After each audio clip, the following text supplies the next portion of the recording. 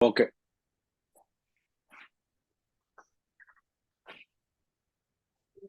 बिस्मिल्लाहिर्रहमानिर्रहीम, अस्सलाम वालेकुम। मैं असदुल्ला खान हूँ और मेरे साथ जुल्फे बुखारी साहब मौजूद हैं। पाकिस्तान तहरीक इंसाफ के रहनुमा हैं, इमरान खान के करीबी साथी हैं। और इस वक्त जो पाकिस्तान तहरीक इंसाफ के साथ एक मुश्किल वक्त से तहरीक इंसाफ भी गुजर रही है, और जाहिर है उसके तमाम रहनुमा भी मुश्किल वक्त से गुजर रहे हैं। रोज़ाना हम मुख्तलिफ तरह के प्रोपेगेंडाज देखते हैं जो तहरीक इंसाफ के खिलाफ हो रहे हैं। तो जाहिर है टेलीविजन पर तो जुबाबंदी है, उस तरह से बात हो नहीं पा रही पीटीआई के लोगों से। तो फिर हम कोशिश करते रहते हैं ऑन एंड ऑफ के पीटीआई रहनुमाओं से ज़रा सोशल मीडिया पर बात हो जाए। तो जुल्फिकार भाई साहब, एक तो बहुत शुक्रिया आपने हमें ज्वाइन किया। और मैं शुरू, बहुत सारे मौजूआत हैं जिस पर बात हो सकती है, लेकिन मैं शुरू करना चाहूंगा अभी जो रिसेंटली एक चीज़ हमारे सामने आई है डायरी के नाम से। ये जी की डायरी है, और उस डायरी से, वैसे तो उसमें कोई अनोखी बात नहीं है, लेकिन उसे तासुर ये देने की कोशिश की गई है कि बुनियादी तौर पर इमरान खान जो है वो अपनी अहलिया के बहुत जेर असर रहते हैं और हर तरह की चीज वही प्लान करती है और डिसाइड करती हैं। तो मेरा सवाल आपसे ये है कि आप बहुत करीब रहे हैं दोनों के, खास तौर पर इमरान खान के। आपकी क्या राय है इस डायरी के बारे में? देखें, फॉर्मर फर्स्ट लेडी ने डिनाई कर दिया है कि कोई उनकी डायरी चोरी हुई है। उसको चोरी कहेंगे अगर हुई हुई हो तो।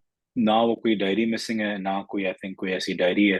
तो जब एक कैटेगोरिक डिनायल आ गया तो वो तो जितनी मर्जी डायरी लिखें तो लिखें, उसमें क्या नहीं, लेकिन कोई ऐसी चीज, चीज जब चीज असली ना हो। जी, लेकिन कोई ऐसी चीज हो सकती थी वैसे, या ये तासुर चले दुरुस्त है कि खान साहब बहुत ज्यादा यानी बुशरा बीबी का बहुत ज्यादा इन्फ्लुएंस है खान साहब के ऊपर।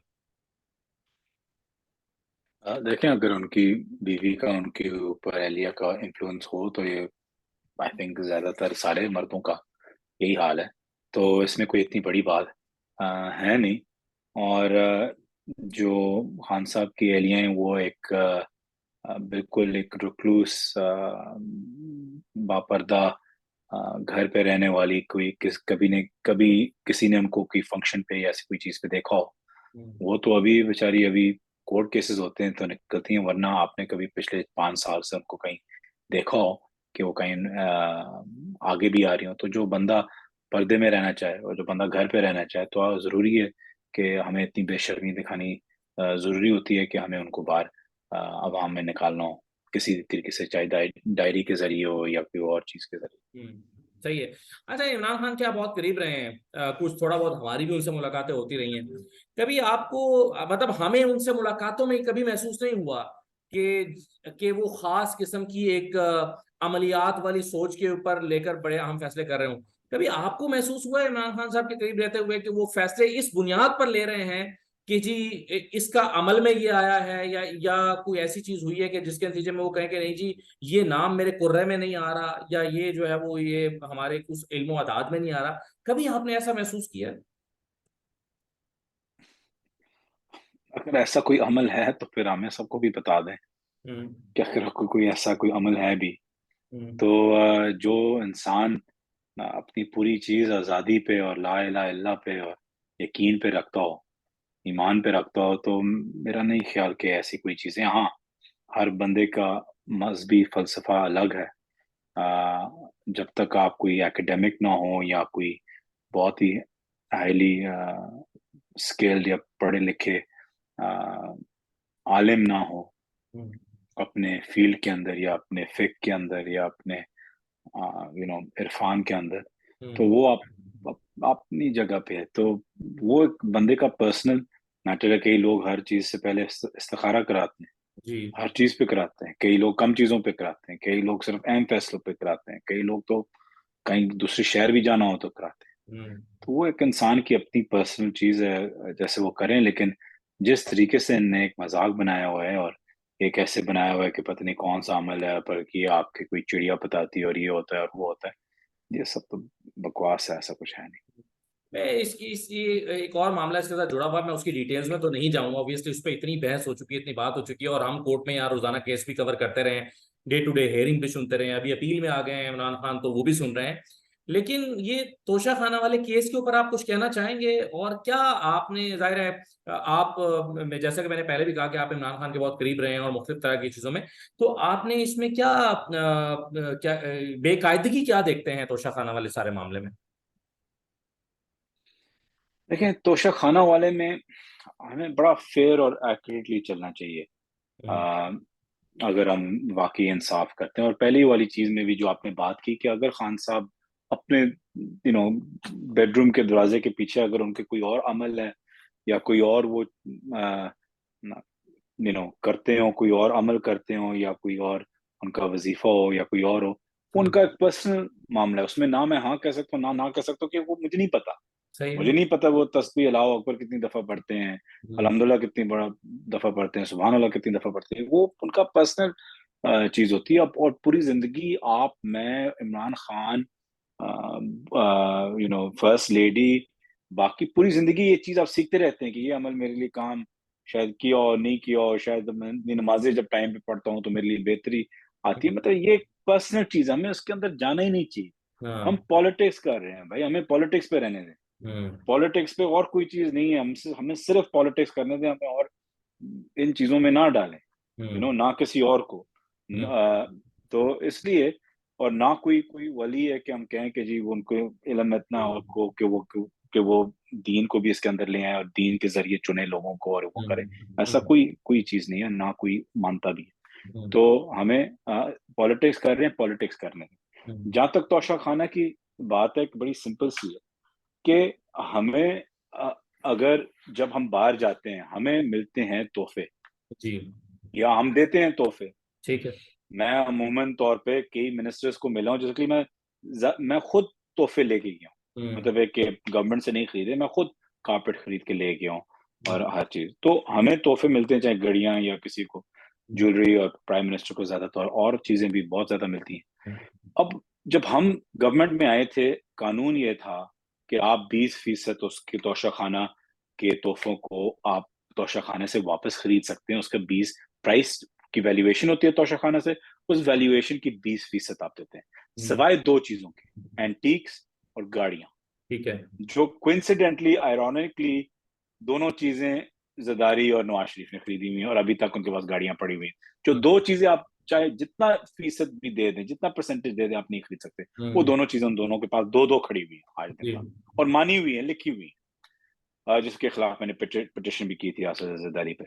अच्छा दोस्तों, बात यह है कि जब हम गवर्नमेंट में आए तो खान साहब ने जो चीजें उनको उस वक्त चाहिए, वो चीज जब 20% था, तो उन्हें 20% लेके वो चीज खरीद ली। सही, खान साहब ने खुद बोला था कि यार 20% हम क्यों देते हैं, मतलब 50% भी बहुत बड़ा डिस्काउंट होता है, तो इसको आप 50% पे कैबिनेट में बोला कि हम्म, लेके जाएं, तो रूल्स तोशा खाना के चेंज होके 20 से 50 चले गए। हम्म, ठीक है। सही, अब कई चीजों ने 20 पे खरीदी होंगी, कई चीजों ने 50 पे खरीदी। अब जब वो खरीद लें, वो उनकी बन गई है मालकियत। ओके। सही है। अब वो चाहे उसको तोड़ें, बेचें, आपको दें, मुझे दें, बेच के रोड बना दें बाकियों के लिए, जो मर्जी वो करें, टॉयलेट में डाल दें, वो वो कहते हैं उनकी मगर असासों में मालकियत है। जाहिर नहीं किया ना, उन्होंने असासों में जाहिर नहीं किया और देखें, लेकिन डिस्पाइट असासों में नहीं किया, एसेट उनका है। 2021 के जो उनकी अकाउंट्स हैं, हम्म, 2021 के, उसके नीचे एक हेडिंग है प्रेशियस गिफ्ट्स। प्रेशियस गिफ्ट्स के अंदर हर चीज उसमें आ जाती है जो तोशा खाना से ली गई हो। हम्म, उसके ऊपर कैपिटल गेन्स टैक्स भी दिया गया है, हम्म, उसको डिक्लेयर भी किया गया, अपने एसेट्स में भी डाला हुआ है, उसके ऊपर टैक्स भी दिया गया है। तो और आप कितना भाई डिक्लेयर करें जब प्रेशियस गिफ्ट्स में, क्योंकि उसमें कोई हेडिंग तोशा खाना की तो नहीं आएगी ना, हेडिंग तो आएगी कि वो अपनी ज्वेलरी में चला गया, जैसे मेरी हाँ, ज्वेलरी है, उसके सही है। अंदर मेरी गिफ्ट्स है, मेरी घड़ियां हैं, या ये हैं वो हैं। तो उसमें प्रेशियस गिफ्ट्स में चल के उन्हें प्रेशियस गिफ्ट्स के ऊपर क्यूमुलेटिव एक कैपिटल गेन्स टैक्स दिया हुआ है। तो हम्म, और क्या रह गया अब? हम ये आर्ग्यू करें कि ये शोभा देता था एक प्राइम मिनिस्टर को कि ये खरीद के वो बेचे। देखें, वो आपका और मेरा पर्सनल ओपिनियन हो सकता है, आपका अलग हो सकता है, मेरा अलग हो सकता है, लेकिन पर्सनल ओपिनियन लीगल और इलीगल के बीच में नहीं आता। हम्म, पर्सनल ओपिनियन आता है कि मेरा पर्सनल ओपिनियन इमरान खान के बारे में चेंज हो गया कि उन्होंने एक घड़ी लेके बेच दिया, तो अब मैं उनको वोट नहीं दूंगा। जी, पर्सनल ओपिनियन सिर्फ यहां तक जा सकता है कि हाँ, आप उस लीडर को वोट नहीं देंगे। हम्म, पर्सनल ओपिनियन उसको गैर कानूनी नहीं डिक्लेयर करता ठीक है, किसी हाल में भी। बिल्कुल सही है ये बात, तो बिल्कुल। इसमें बड़ा हाँ, सिंपल है। इसमें बिल्कुल फर्क है। और अभी आप जो बात कर रहे थे ना कि हर शख्स अपनी अहलिया से मशवरा कर सकता है, या अगर वो वज़ाइफ कर रहा है तो उसकी अपनी रीजंस हो सकती हैं। तो यहाँ तो हमने ऐसे भी लोग देखे हैं, ऐसे प्राइम मिनिस्टर्स भी देखे हैं जिनकी अहलिया ने अगर कहा कि ये सैलाब ज़दगान के लिए हार आया है, ये मुझे चाहिए, तो उनका शौहर वजीर आजम उनको इनकार नहीं कर सका और वो हार उनको, अपनी अहलिया को उसने दे दिया। तो ये भी हमारे यहाँ, तो हमने ऐसी मिसालें भी देखी हैं। एनी मुझे एक चीज बताइए कि आप जब अभी अभी तो चलिए खान साहब जेल में हैं, लेकिन उससे पहले आपका राब्ता रहा है खान साहब से मुश्किल दिनों में 9 मई के बाद? मैं उनके साथ ही था।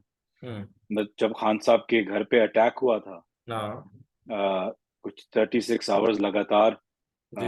कुछ 8 अटैक्स हुए थे, तो मैं खान साहब के साथ ये अंदर तो 9 मई से घर पहले में था। कब हम की कुछ बात है ना? चालीस हाँ। चालीस चालीस लोग थे। हम्म। 9 मई से पहले मैं कुछ 2 हफ्ते पहले दुबई गया हुआ था, खान साहब से जारी तौर पे पूछ के।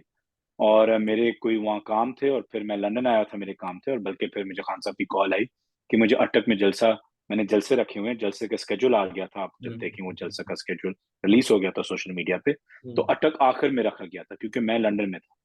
तो मैंने बोला कि मेरा जलसा फिर एंड में रख दें, क्योंकि मुझे जल्दी वापस आना होगा। बल्कि मैं उनसे कोशिश भी कर रहा था, उनसे पूछ जी। भी रहा था, जिद भी कर रहा था कि जी अटक का जलसा पोस्टपोन कर दें, क्योंकि मुझे थोड़ा सा और टाइम चाहिए लंदन में। मैं 6 महीने से नहीं आया हुआ, मेरा हम्म। काम यहाँ रुका हुआ है, मसाइल है मेरे कामों में, तो हम्म। मैं अपने मसाइल ठीक कर लूँ।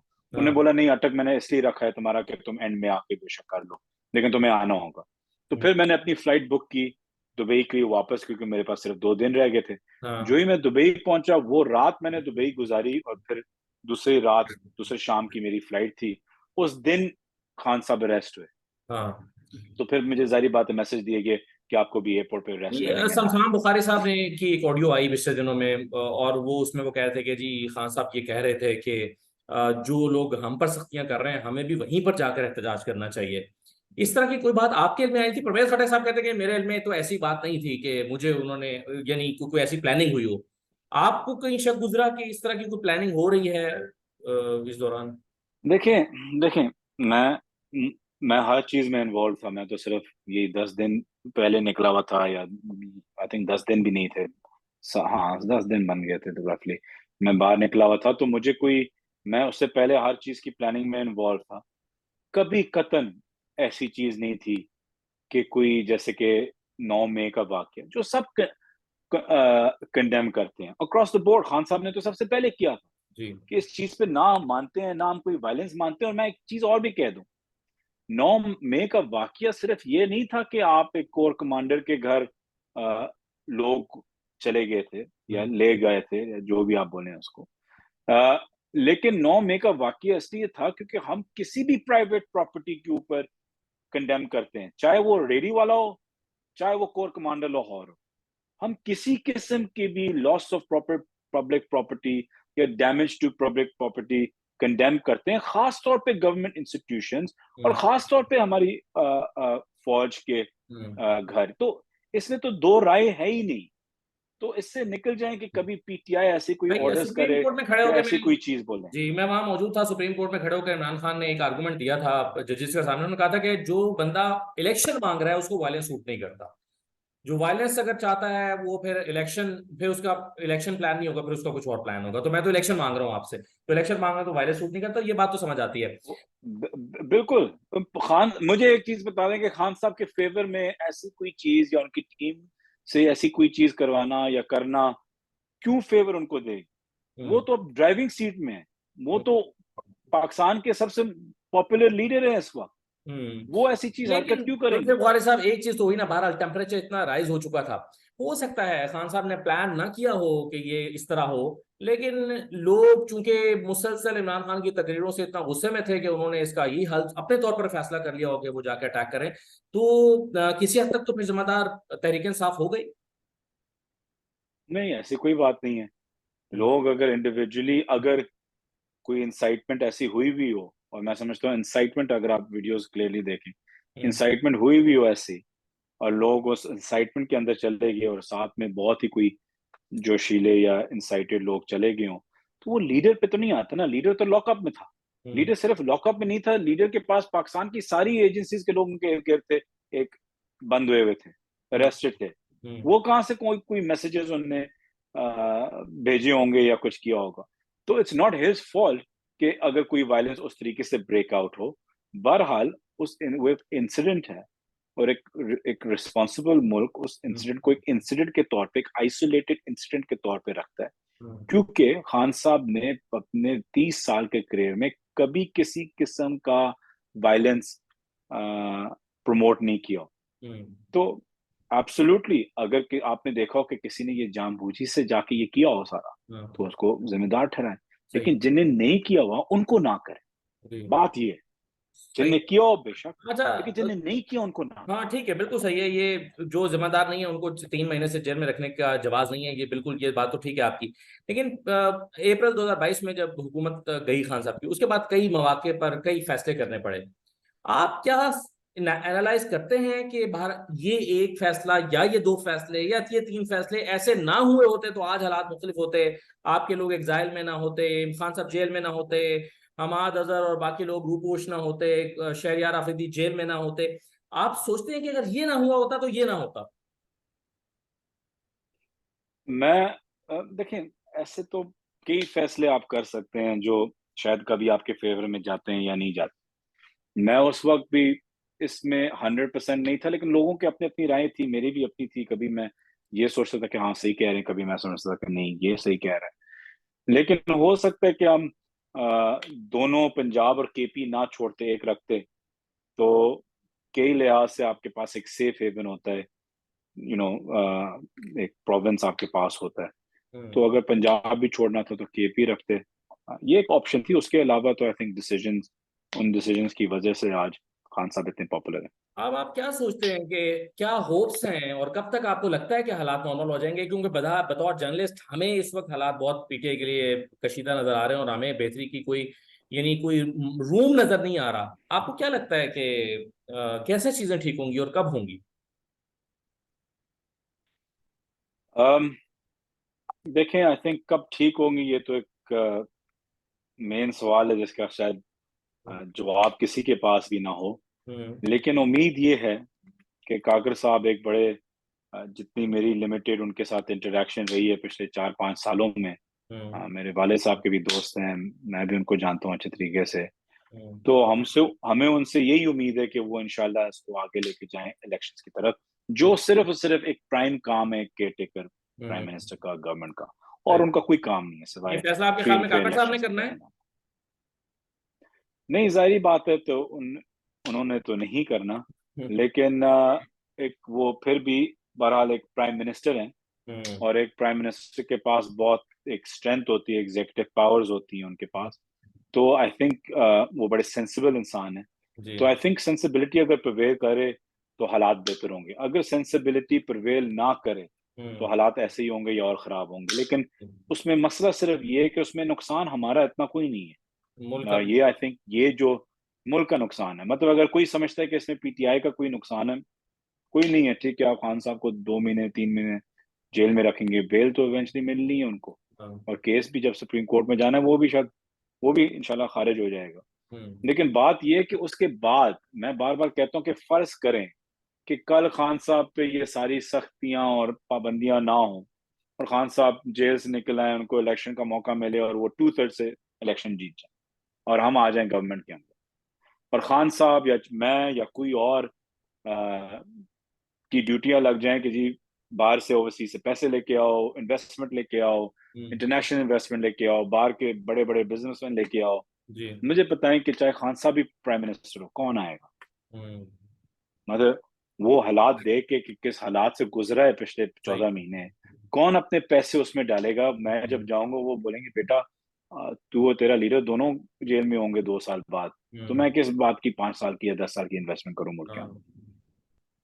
ये तो अनफॉर्चुनेटली बहुत बड़ा problem. We have to be hmm. Realistic कि ये जी जी। मुल्क का जितना नुकसान हुआ है 14 महीनों में, हम्म। अब सब ये रियलाइज नहीं करते कि ये कितना नुकसान हुआ है इंटरनेशनली।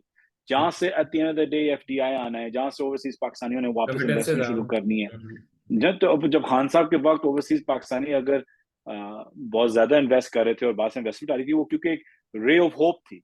लेकिन हम्म। जब वो रे ऑफ होप डैमेज होगी है कि देखें, उस वक्त भी रे ऑफ होप थी जब बेस्ट ताल्लुकात थे, हर चीज सही थी, और फिर 3 साल 3.5 साल 4 साल बाद खत्म होगी और ये हालात हो गए। तो अब तो ये दो, आप तो 2 साल भी शायद ना गुजारा कर सकें, या 3 साल गुजारा ना कर सकें, या 1 साल गुजारा ना कर सकें। तो हम आपके कहने पे अभी शायद ना आए, हम पहले देखेंगे मैं ये नहीं कह रहा कि अब उम्मीद खत्म होगी, मैं सिर्फ कह रहा हूँ कि अब लोग देखेंगे अगले 5 साल पाकिस्तान के, कि अगले 5 साल क्या स्टेबिलिटी आएगी मुल्क के अंदर, और ये सही। मुल्क उस काबिल होगा कि हम अपने पैसे उसके अंदर इन्वेस्ट करें या ना करें। ये और ये this is the key point, I I think, क्योंकि इस वक्त सबसे बड़ा मसला ये है कि भाई इसको उस रास्ते पर जो है वो डालना कैसे है जहां पर ये इकोनॉमिक स्टेबिलिटी आए, ये सबसे बड़ा सवाल ही है। बहरहाल बहुत शुक्रिया जुल्फिकार बुखारी साहब, आपने अपने ख्यालात का इजहार भी किया और कुछ सियासी और कुछ गैर सियासी बातें आपसे हुई हैं, तो इंशाल्लाह दोबारा आपसे बात होगी। बहुत शुक्रिया आपका। थैंक यू जी। थैंक यू असद भाई।